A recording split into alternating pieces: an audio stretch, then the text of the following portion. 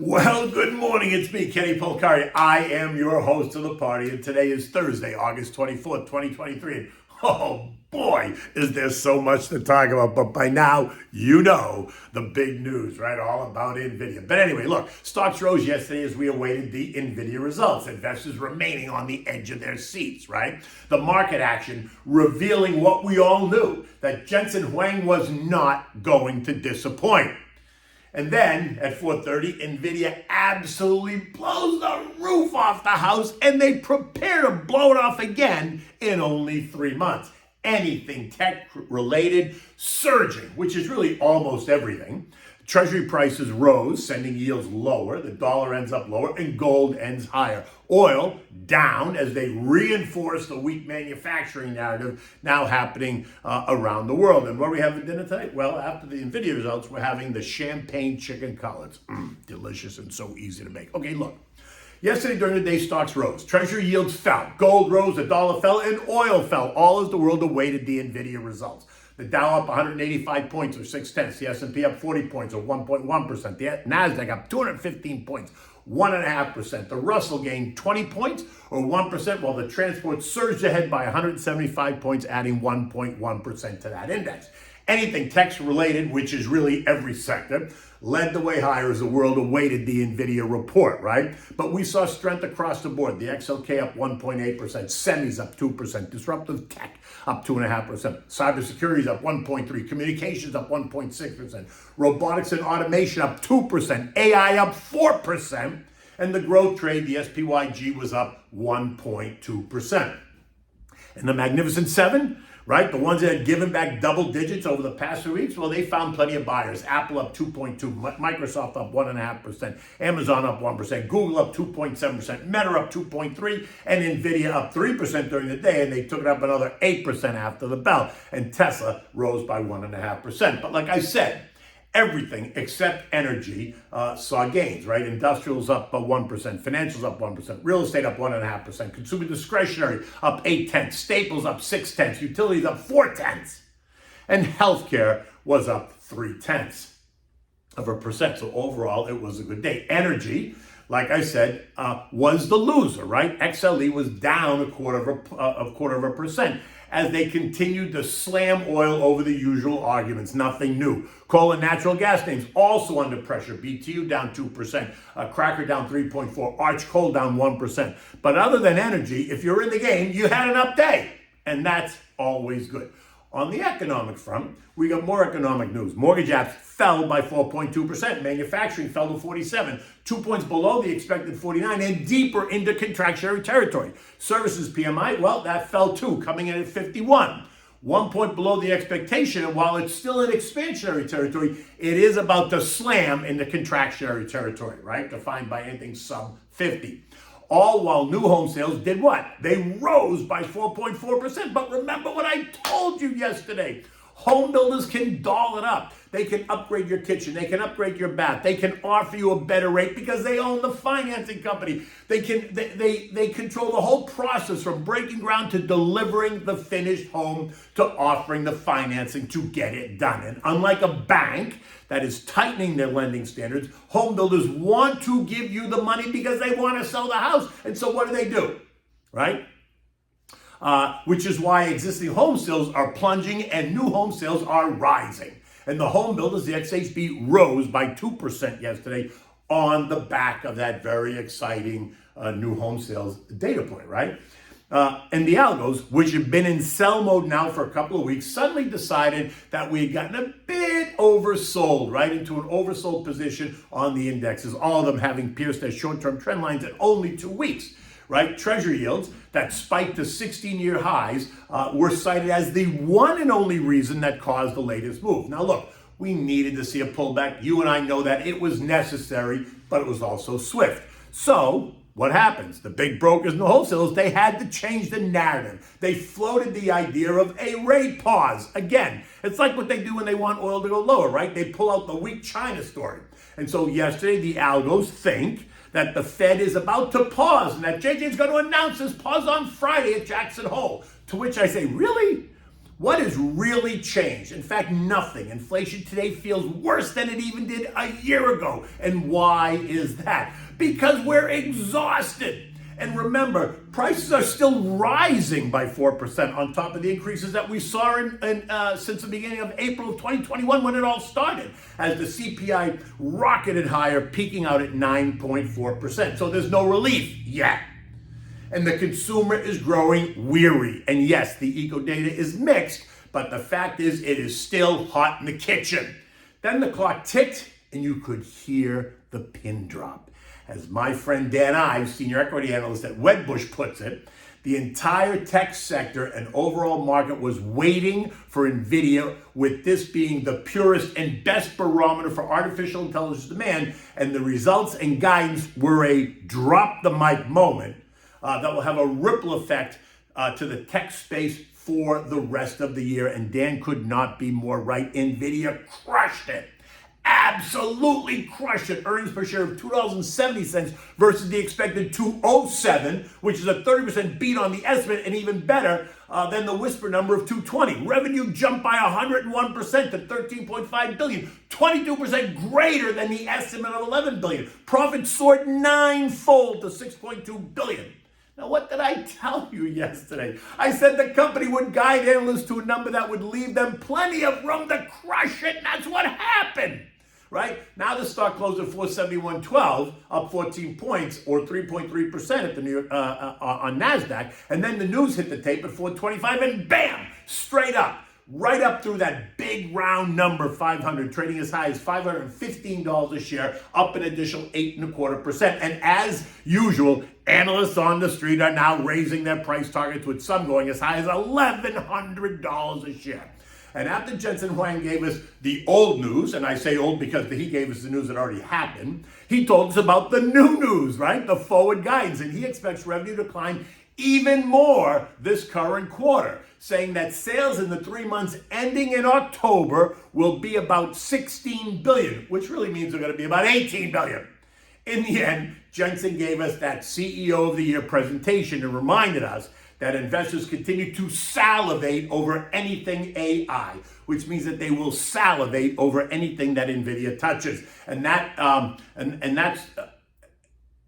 that's what the market also told you all day.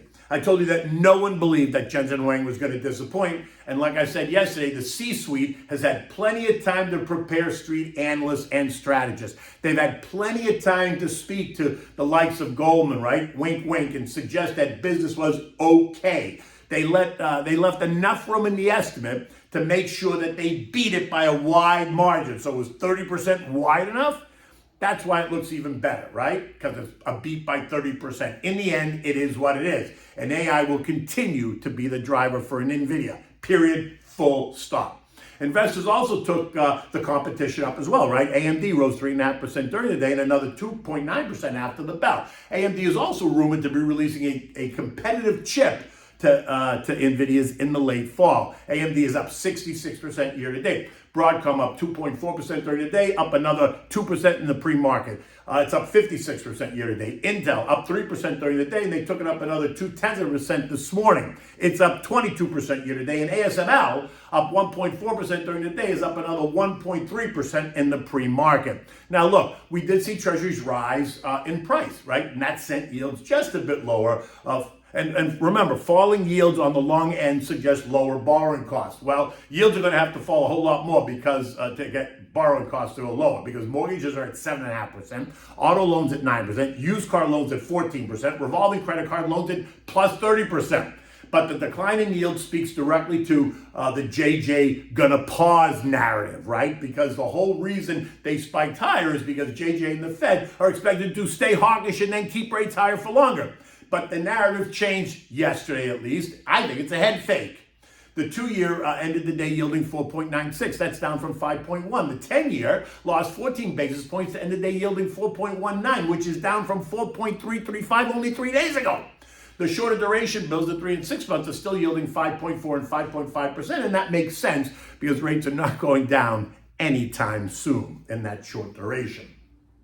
The dollar index fell 20 cents to end the day at 103.36, leaving it still above the trend line supported 103.11. But the decline in the dollar coupled with the decline in treasury yields did help gold rally, and gold shot up $22 to end the day at $19.48 an ounce. And this morning it is holding steady right there. Oil fell again yesterday, right? The reason? Well, listen. A build up in gasoline inventories of 1.5 million barrels versus the expected 880,000 drop, which suggests what? Lower demand. Yet, there was a larger than expected drop in U.S. crude stockpiles of 6.1 million barrels rather than the drop of 2.8. And that suggests higher demand. So one data point cancels out the other one. So you ask, then what? Well, thank God.